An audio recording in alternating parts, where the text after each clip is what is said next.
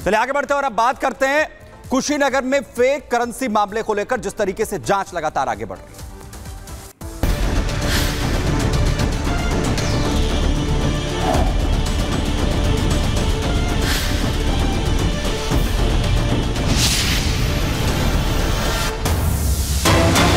कुशीनगर से जहां पे कुशीनगर मामले में फेक करेंसी मामले में एनआईए जांच संभव है, निकल की जानकारी समझ में आ रही है कि एक हफ्ते के भीतर जो एनआईए है अपनी जांच शुरू कर सकती है।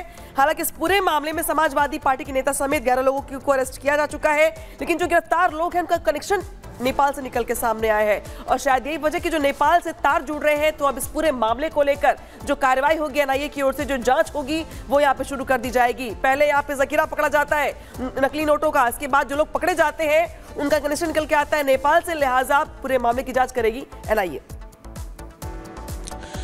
कुशीनगर में फेक करेंसी मामले में लगातार हो रही कार्रवाइयों के बीच अब इस वक्त लेटेस्ट अपडेट क्या है और क्या कुशीनगर पुलिस लगातार इस पूरे मामले में जिस जांच को आगे बढ़ा रही है उस जांच में अब तक खुलकर क्या कुछ सामने आया है, इस पर विस्तार से बात करने के लिए हमारे साथ एसपी कुशीनगर जो है संतोष मिश्रा जी जुड़े हुए हैं। सर, मेरा पहला सवाल आपसे यही है, 11 लोगों की इस पूरे मामले में अब तक गिरफ्तारी हो चुकी है, पूछताछ में क्या खुलासे हुए हैं और लेटेस्ट अपडेट इस पूरे प्रकरण में अब तक की क्या है?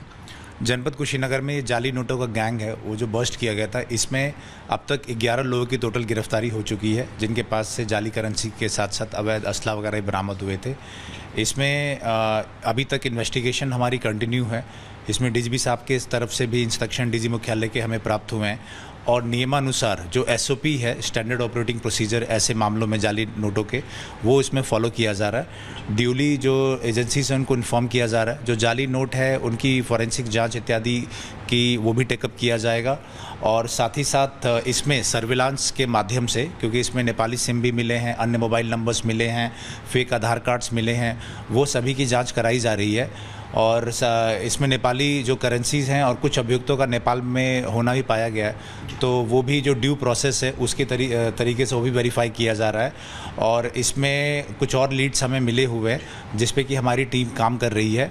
साथ ही साथ अन्य जो इसमें एजेंसियां हैं उनको ड्यूली इन्फॉर्म कर दिया गया है, वो भी अपने ड्यू प्रोसेस से अब तक काम कर रहे हैं और इसमें जो भी तथ्य आएंगे उसको सामने रखा जाएगा।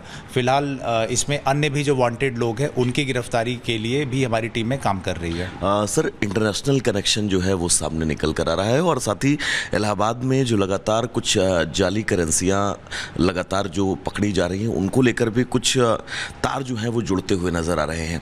आपकी जाँच में ये विषय कहाँ पर आपको नज़र आ रहा है? ये हमें संज्ञान में लिया है और ड्यू प्रोसेस जो है इन्वेस्टिगेशन का, उसके थ्रू ये जो नेपाल का कनेक्शन है उसको भी फॉलो अप किया जाएगा और ये प्रयागराज का भी जो आपने बताया उसमें भी हमारी टीम जाएगी और उससे भी किस तरीके से अगर इनमें कोई कनेक्शन है उसको भी देखा जाएगा और सारे प्रोसेसेस को इसमें कंप्लीट किया जाएगा और जो भी तथ्य आएंगे इसको रखा जाएगा। सर, इस पूरे प्रकरण को अगर देखें तो ये कहा जा सकता है कि जितने भी आरोपी हैं इनको कोई राजनीतिक संरक्षण जो है वो प्राप्त था, क्योंकि लल्लू का जो है वो पोस्ट आता है, उसके बाद उनको आप पूछताछ के लिए समन नोटिस जो है वो जारी कर देते हैं।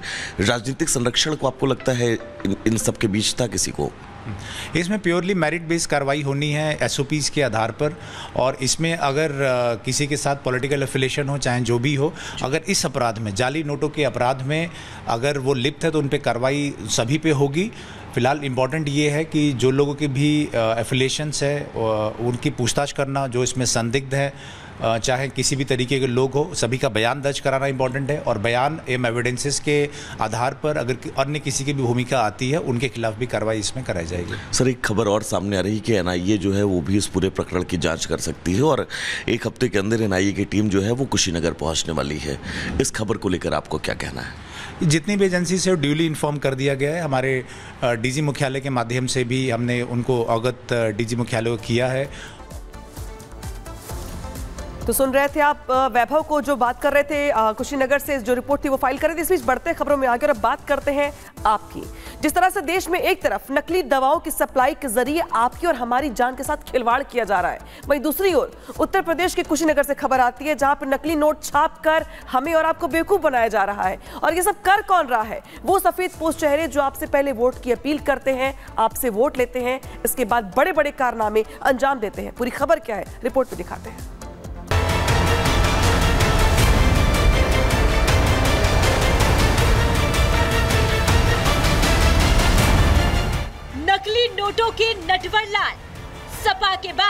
कांग्रेस से सवाल, फेक का धंधा किसका कंधा? सारे जालसाज पकड़े जाएंगे, व्हील चेयर पर घसीटे जाएंगे। जी हां, नकली गिरोह के खिलाफ यूपी में चल रहे ऑपरेशन का असर दिखने लगा है। कुशीनगर में जाली नोटों की काले कारोबारियों की जांच जैसे जैसे आगे बढ़ रही है, इस मामले में एक पर एक चौंकाने वाले खुलासे हो रहे हैं। इसी कड़ी में अब कुशीनगर पुलिस ने इस मामले में वांछित चल रहे 25,000 रुपए के एक इनामी बदमाश मुस्तकिम को मुठभेड़ के बाद गिरफ्तार कर लिया है। जानकारी के मुताबिक कुशीनगर पुलिस ने आरोपी के पास से 30,000 के जाली नोट, 10,000 रुपए के असली नोट, एक तमंचा, 4 जिंदा कारतूस और एक बाइक बरामद की है। मुस्तकिम की गिरफ्त में आने के बाद अब इस मामले में गिरफ्तार किए गए आरोपियों की संख्या अब 11 हो गई है। वहीं दूसरी तरफ इस मामले में सपा नेता के कनेक्शन की जांच अभी चल ही रही है। इस मामले में अब कांग्रेस के पूर्व प्रदेश अध्यक्ष अजय कुमार लल्लू भी सवालों के घेरे में आ गए हैं।